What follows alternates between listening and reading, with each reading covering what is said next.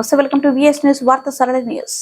నేడు 9వ తేదీ 2వ నెల 2024 హిందూపురం వైఎస్ఆర్సీపీ పార్టీ కార్యాలయంలో విలేకరుల సమావేశం నిర్వహించిన వైఎస్ఆర్సీపీ నాయకులు గుడ్డంపల్లి వేణురెడ్డి, మాజీ సమన్వయకర్త కొండూరు వేణుగోపాల్ రెడ్డి, రాష్ట్ర రెడ్డి కార్పొరేషన్ డైరెక్టర్ జనార్దన్ రెడ్డి, వైఎస్ఆర్సీపీ నాయకురాలు Madhumathi Reddy, municipal chairman Indraja, vice చైర్మన్లు బలరాం రెడ్డి, జబీవుల్లా తదితర కౌన్సిలర్లు, సర్పంచ్లు, జెడ్పీటీసీలు, ఎంపీటీసీలు, సీనియర్ నాయకులు, కార్యకర్తలు మాట్లాడుతూ, అయ్యా బాలకృష్ణ, నిన్న మీరు మాట్లాడుతూ కళ్ళలో పెట్టుకుని చూసుకుంటా అని అన్నారు. ఎవరిని మీరు కళ్ళలో పెట్టుకుని చూసుకుంటారు?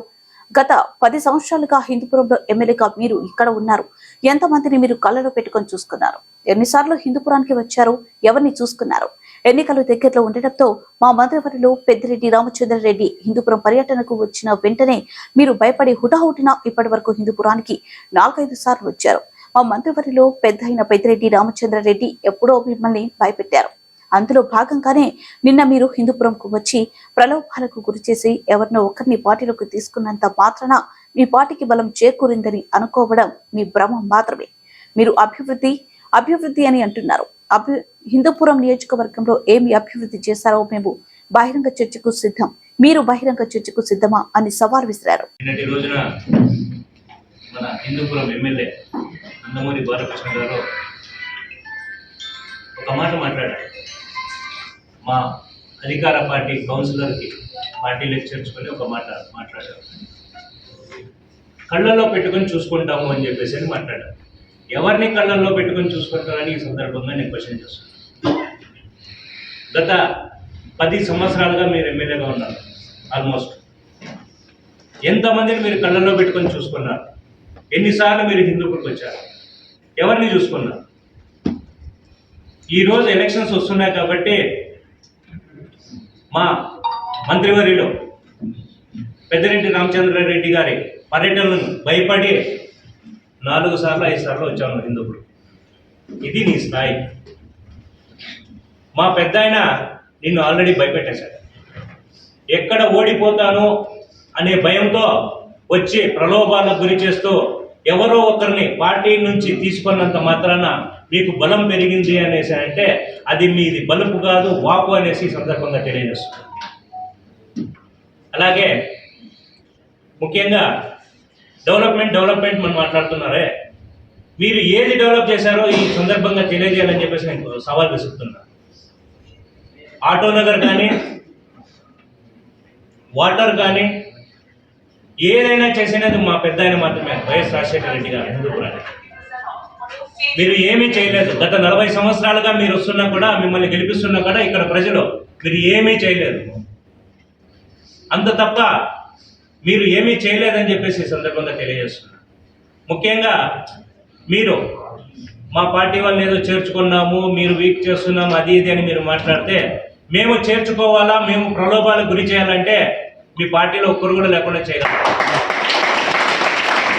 కానీ మా నాయకుడు అది నేర్పిలేదు.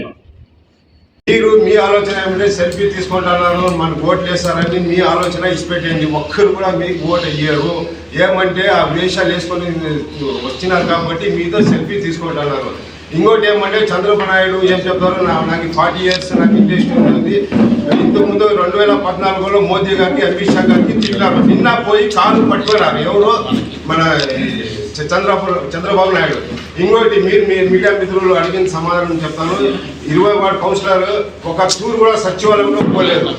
ఆయన ఏం అభివృద్ధి కాలేదంటే పోదాం, మీరు కూడా మీడియా మిత్రులు రాండి, మేము బాలకృష్ణకి కూడా సవాల్ విసురుతున్నాము. బాలకృష్ణ కూడా రాండి, మన చైర్పర్సన్ కూడా వస్తారు, మన ఇన్ఛార్జ్ కూడా వస్తారు, మేము మన బలరాం రెడ్డి సార్ కూడా వస్తాం. మేము కౌన్సిలర్ అందరూ పోదాము, సచివాలయంలో అడుగుతాం ఏం అభివృద్ధి కాలేదు, ఏం చేయలేదని మీరే మన పబ్లిక్తో మీరే అడగండి. ఎవరు మీడియా మిత్రులే అడగండి. 2024 ఖచ్చితంగా మేము కంచికోట పగులు కట్టుతాం. ఖచ్చితంగా మన సీఎం జగన్మోహన్ రెడ్డికి ఎంపీ సీటు, ఎమ్మెల్యే సీటు మేము గిఫ్ట్గా ఇస్తాం.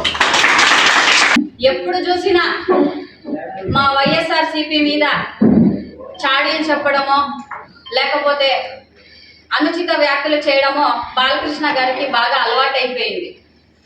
ఎందుకంటే ఆయనను 2 సార్లు ప్రజలు బుద్ధిగా నమ్మి ఓట్లు వేసినా కూడా ఏ రోజు కూడా హిందూపురం అభివృద్ధి ఎలాగుంది, హిందూపురం నన్ను నమ్మి ప్రజలు ఓటలేశారు కదా, కనీసం వాళ్ళు ఎలా ఉన్నారు అని కూడా చూడడానికి కూడా రారు. వస్తారు, ఎప్పుడు వస్తారు? ఏ పెళ్ళికో పబ్బానికో లేకపోతే ఏ అట్లా తన సినిమా ఏదైనా రిలీజ్ ఉంటే ముందుకు అట్లా ప్రీ రిలీజ్ షో ఇవ్వడానికో వస్తాడు. బాలకృష్ణ గారికి ఒక్కటే సూటిగా అడుగుతున్నాం మా వైఎస్ఆర్సీపీ నాయకుల ద్వారా, ఓపెన్ ఛాలెంజ్ వేస్తున్నాం. బాలకృష్ణ గారు, మీరు ఇప్పుడు 2 సార్లు ఎమ్మెల్యేగా గెలిచినారు. మీరుంటున్న ఏరియాలోనే 2వ వార్డు ఏదైతే చౌడేశ్వరి కాలనీలో మీరుంటున్న ఇంటి వెనకలే కొద్దిగా ముందుకు వెళ్తే మీరు చేస్తున్న అభివృద్ధి ఏదో, మేము చేస్తున్న అభివృద్ధి ఏదో కనిపిస్తుంది. కనీసం మీరు ఆ వార్డులో ఉన్నారు కదా, మీరు ఎమ్మెల్యేగా ఆ ఇంట్లో స్థానికంగా ఉంటున్నారని చెప్పుకుంటున్నారు కదా, మీరు చెప్పుకోవడమే, ప్రజలైతే ఎవరు నమ్మడం లేదు.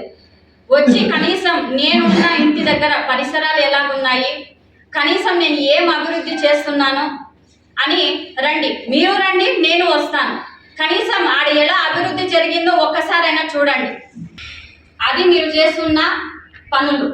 కానీ ఈరోజు మా సీఎం జగన్మోహన్ రెడ్డి అన్నగారు కులాలకు అతీతంగా, మతాలకు అతీతంగా, పార్టీలకు అతీతంగా ఎలాగ కులం చూడం, మతం చూడం, పార్టీ చూడం అని చెప్పారో అదే విధంగా ప్రతి వార్డు కూడా ఈరోజు మేము అభివృద్ధి చేస్తున్నాం.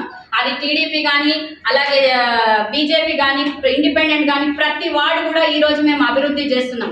అది మా సీఎం జగన్మోహన్ రెడ్డి అన్నగారి మనసు. అభివృద్ధి అనేది లేకపోతే ఎక్కడో ఒక దగ్గర మీ సమక్షంలోనే మేము తిరుగుతున్నాం. అభివృద్ధి లేకపోతే ప్రజలు తిరగబడరా? ఇప్పుడున్న చైతన్యవంతులైన ప్రజలు ఇంత చైతన్యంలో తిరగబడతారా లేదా? 100% తిరగబడతారు. ఎక్కడ కూడా ఒక్క చీత్కారం ఎదురు కాలేదు. వాళ్ళ ఇంట్లో అన్ని దగ్గరికి వెళ్తే మనస్ఫూర్తిగా స్వాగతిస్తున్నారు, మనస్ఫూర్తిగా సాగనంపుతున్నారు, హారతలు పడుతున్నారు. వైఎస్ఆర్సీపీ నాయకులకు ఎవరైనా పోతే ఎక్కడ అట్లాంటి పరిస్థితి లేదు. అభివృద్ధి అంటే ఏంటో చెప్తే ఒకసారి లిస్టు చదువుకుంటా పోతే మీకే రాసుకోవడానికి దాదాపు అర్ధ గంట పడుతుంది పథకాలకు సంబంధించి. ఇన్ని పథకాలు తీసుకుని వచ్చి భారతదేశ చరిత్ర అంతా తిరగరాస్తే కూడా జగన్మోహన్ రెడ్డి వైపు చూస్తా ఉంది. ఈరోజు మీరు చూస్తా ఉన్నారు, నిన్ననే అమెరికాకు సంబంధించిన వ్యక్తి కూడా ఆయన చేసిన అభివృద్ధి కార్యక్రమాల గురించి ఇది చాలా అద్భుతమైన కార్యక్రమం, దీన్ని కూడా ఫాలో. ఈసారి నేను నిజంగా చెప్తున్నా, ఇది అంతర్గత విషయం అయినా కూడా బహిరంగంగా చెప్తా ఉన్నా నేను. ఈసారి జగన్మోహన్ రెడ్డి 175 కాన గెలిస్తే యావత్ ప్రపంచం జగన్మోహన్ రెడ్డితో ఆయన చేసిన ఖచ్చితంగా ఆయన చేసిన అభివృద్ధి దాని వైపే అందరూ నడుస్తారు. వాళ్లకు శక్తి లేకనే ఈరోజు ఇన్ని పార్టీల చుట్టూ తిరిగి ఇంతమందితో తిప్పుకుని వాళ్ళ పార్టీలో ఉండే వాళ్ళందరినీ కూడా బీజేపీకి పంపాడు. ఆ బీజేపీలో ఉన్న ఎవరైతే సీఎం రమేష్, సుజనా చౌదరి, గొనుగుంట్ల సూర్యనారాయణ ఇట్లా వాళ్ళు చాలా మంది బీజేపీకి పోయారు, తెలుగుదేశం సంబంధించిన వాళ్ళు. వాళ్ళని తెచ్చుకోవడానికే అక్కడ వాళ్ళ ప్రాతినిధ్యం వహించిన నియోజకవర్గాలు వేరే వాళ్ళు లేరు వాళ్ళకి. కాబట్టి బీజేపీ నుంచే వాళ్ళని పోటీ చేపిస్తారు. జనసేనతో పొత్తు అంటున్నారు. జనసేనతో పొత్తు వాస్తవమైన పొత్తు కాదు. తెలుగుదేశం వల్లనే జనసేనలో పంపించి అక్కడి నుంచి కూడా పోటీ చేపిస్తారు. ఇదే తప్ప వాస్తవంగా వాళ్ళకి ఎవ్వరికి కూడా పోటీ చేసే సత్తా ఇండిపెండెంట్ గా ఎవరికి లేదని సందర్భంగా నేను తెలియజేస్తాను. అభివృద్ధి అన్నారు కదా, హిందూపురంలో 3 ఆరోగ్య కేంద్రాలు దాదాపు ₹1 కోటితో, ఒకటి ఇందిరానగర్లో, ఇంకోటి ముద్దిరెడ్డిపల్లె సైడు, ఇంకోటి ఇక్కడ మోతుపల్లె సైడు. దాదాపు ఒక్కొక్క దాంట్లో 66 రకాల టెస్టులు, నర్సులు, డాక్టర్లు. గతంలో కూడా కొన్ని మూతబడిన ఆరోగ్య కేంద్రాలను కూడా మళ్ళీ తిరిగి ఓపెన్ చేసి అక్కడ